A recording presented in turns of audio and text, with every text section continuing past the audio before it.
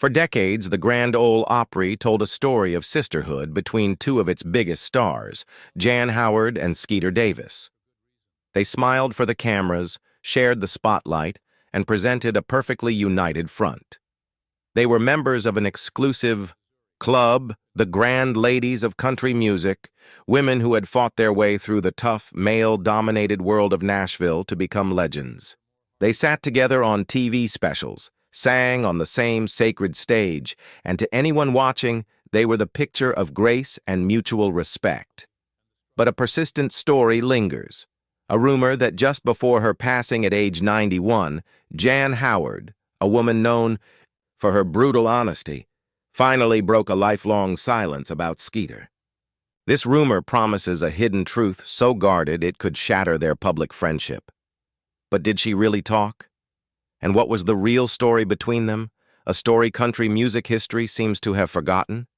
It's a tale of two women tied together not just by the Opry, but by shared pain, hidden struggles, and a powerful silence one of them carried for nearly half a century. To really get the weight of Jan Howard's silence, you have to picture the world they lived in.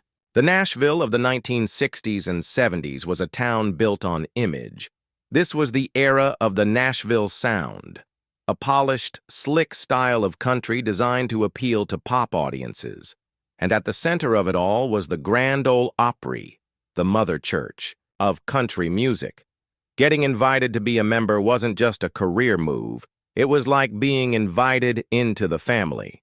Skeeter Davis got her spot in 1959, and Jan Howard joined in 1971, locking in their places in the genre's inner circle. On the surface, they were sisters in arms. Alongside women like Jean Shepard and Jeannie Seeley, they were a country music sorority. They were the Grand Ladies, women who had earned their place with pure talent and grit. The public saw them on shows like Country's Family Reunion, laughing and swapping stories about the old days. They even teamed up on game shows like Family Feud, representing the Opry women against the men. These weren't just photo ops. They were performances meant to project the unity the Opry was so proud of. The message was clear. In a tough business, these women had each other's backs. Skeeter Davis, born Mary Frances Pennock, was the crossover queen, the voice behind the unforgettable ballad, The End of the World. Her sound was almost ethereal, with a pop shimmer that made her a star on both country and pop charts. Her image was one of sweet, almost childlike innocence.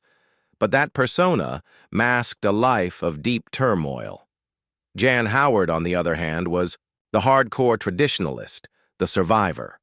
Her voice was pure country, filled with the gravel of a hard-lived life. Her songs, like the fiery Evil on Your Mind, were direct, confrontational, and deeply personal. Their roads to the Opry couldn't have been more different. Skeeter found fame early with the Davis sisters, a duo that ended in a horrific tragedy. In 1953, a car crash killed her singing partner, Betty Jack Davis, and left Skeeter badly hurt. The physical and emotional scars from that day never truly healed.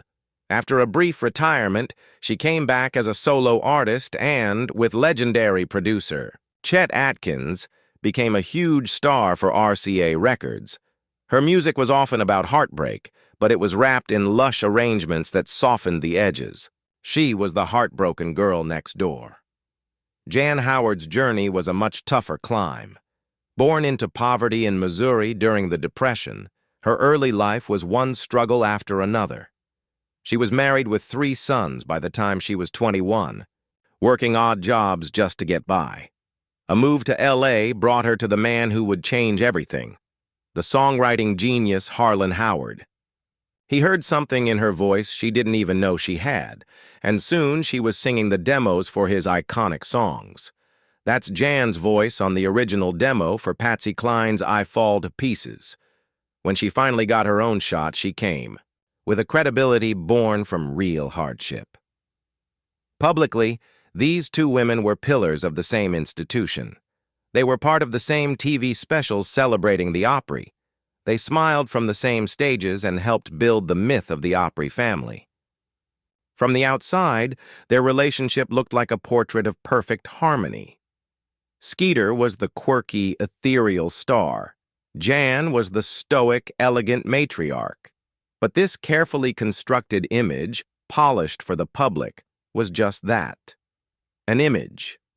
Beneath the surface, a far more complicated and painful story was playing out, one that Jan Howard would guard with a fierce silence for most of her life.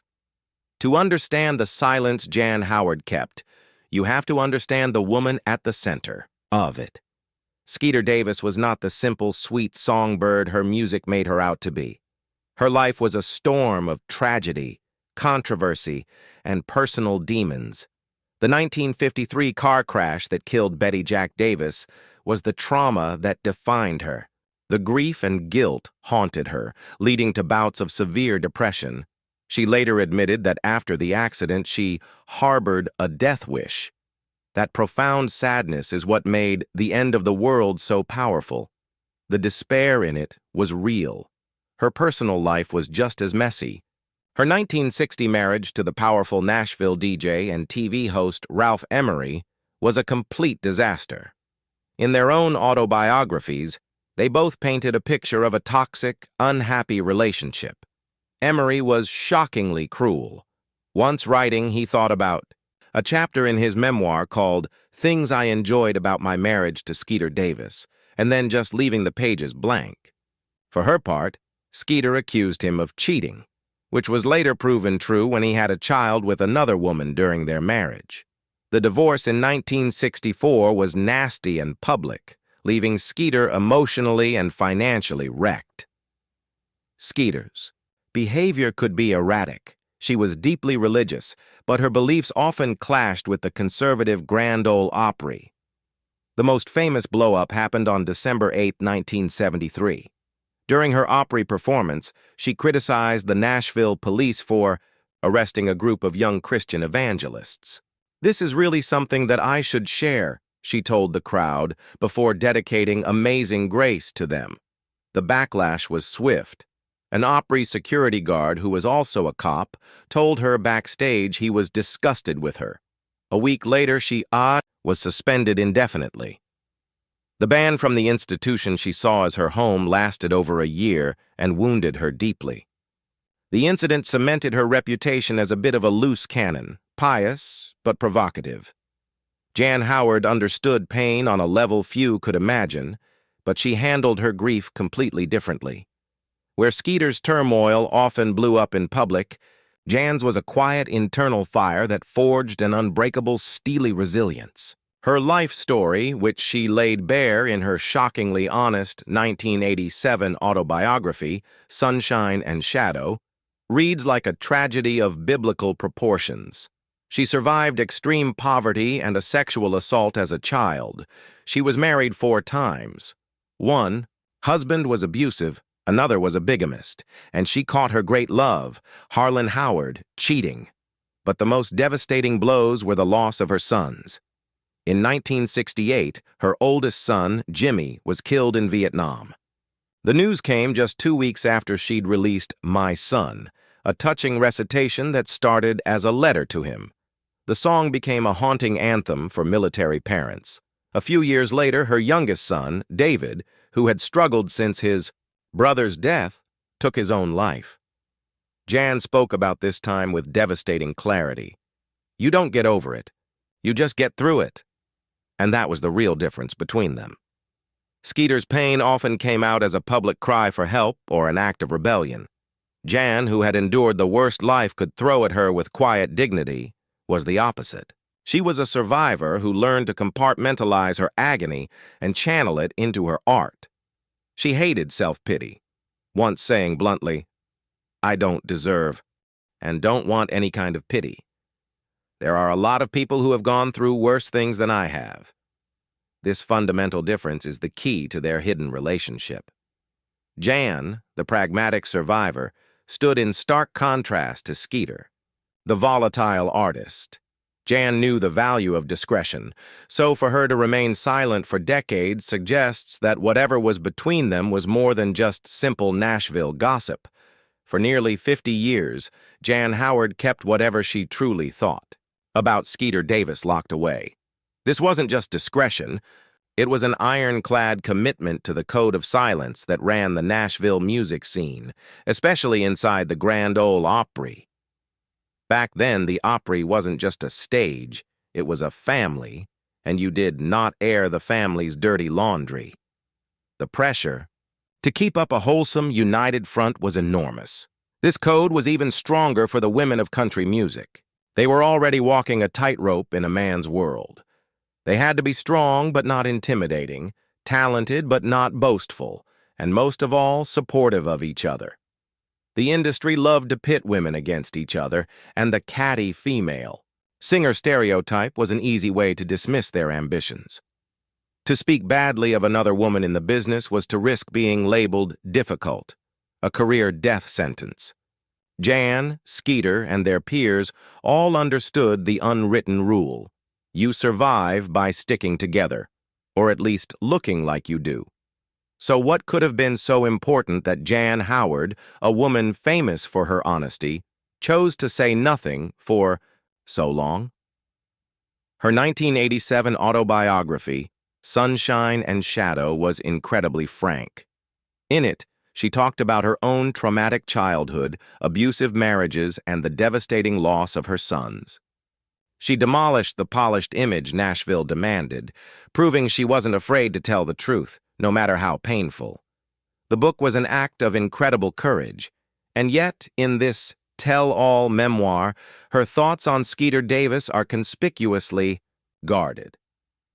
She wrote about her contemporaries, the industry, and her ex-husbands with raw honesty, but on the subject of her Opry sister, there's a noticeable restraint. That silence speaks louder than words. The story she was holding back was clearly one she didn't feel was hers to tell, at least not then. You can even see the dynamic on shows like Country's Family Reunion, filmed late in their careers. Jan's comments are always measured and deliberate.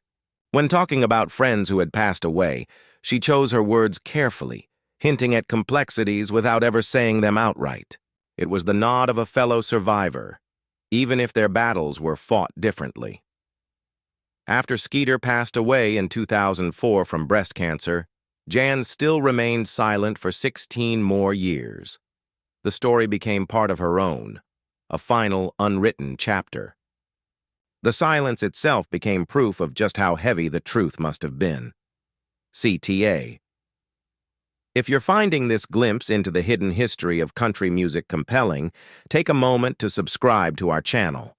We are dedicated to uncovering the true stories behind the legends and the songs you love. Hit that subscribe button and ring the bell so you don't miss our next deep dive into the secrets and scandals that shaped country music. In the last years of her life, Jan Howard was the revered elder stateswoman of the Grand Ole Opry. By her 90th birthday, she was its oldest living member and a living bridge to country music's golden age. It's during this time that the rumor of her final revelation took hold. But here's the truth. Despite the persistent whispers, there is no reliable or public evidence that Jan Howard ever made a dramatic, deathbed confession about Skeeter Davis. The story appears to be pure speculation. So if there was no big reveal, why does the rumor persist? Because the silence itself is the story. Jan Howard, a woman who built her entire career on telling the truth, chose to say nothing. Her silence was an active choice, and it's in that choice that we can find the most likely truth. We don't need a direct quote to understand the deep disconnect between Skeeter Davis's public image and the private reality Jan must have witnessed for decades. What Jan's silence likely concealed was the day-to-day reality of dealing with Skeeter's well-documented eccentricities and emotional volatility. The pressure to maintain the Opry family image must have been immense, and Jan likely spent years simply enduring behavior she found unprofessional or difficult. Think about it. Jan was the epitome of class and composure, a woman who had weathered unimaginable tragedy without public complaint. To be tethered professionally to someone as unpredictable as Skeeter must have been exhausting. Another layer was surely Skeeter's disastrous marriage to Ralph Emery.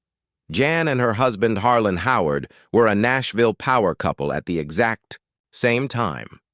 In the small, insular world of the Nashville elite, Jan almost certainly saw the dysfunction of that marriage up close. The arguments, the heartbreak, the fallout.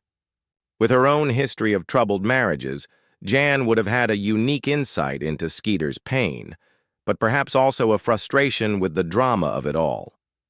Ultimately, Jan's silence wasn't about hiding a single explosive secret of betrayal. It was likely born from a weary, complicated respect. Jan was a woman who had buried 2 sons. She knew the difference between real hardship and needless drama. Her silence wasn't an act of cowardice, but an act of profound, quiet strength. It was the choice of a survivor who refused to speak ill of another survivor, no matter how different their paths were. She would tell her own story, but she would not tell Skeeter's. The truth Jan Howard took with her wasn't a piece of gossip. It was the quiet, cumulative knowledge of a lifetime that the sweet girl who sang The End of the World was a deeply troubled and complicated woman. It was the truth that their Opry sisterhood was more of a professional requirement than a deep friendship. It was the quiet dignity of letting a fellow artist rest in peace with her own story, however chaotic, intact. The story of Jan Howard and Skeeter Davis isn't a simple tale of a secret country music feud. It's a powerful look at the pressure put on women in Nashville and the vast canyon between a public image and a private soul. For decades, they played their parts perfectly, representing the ideal of the Grand Ole Opry sisterhood. But the story isn't in a rumored deathbed confession. It's in the 50 years of disciplined silence from one of country music's greatest truth-tellers. That silence tells us everything. It reveals a relationship strained by turmoil and the burden of keeping up appearances. Skeeter Davis was a woman defined by her tragedies, her angelic voice a sharp contrast to the chaos of her life. Jan Howard was a woman forged by her tragedies, her powerful voice a direct reflection of the steel in her spine. Jan's choice to remain silent wasn't about hiding a secret. It was an act of truth in itself.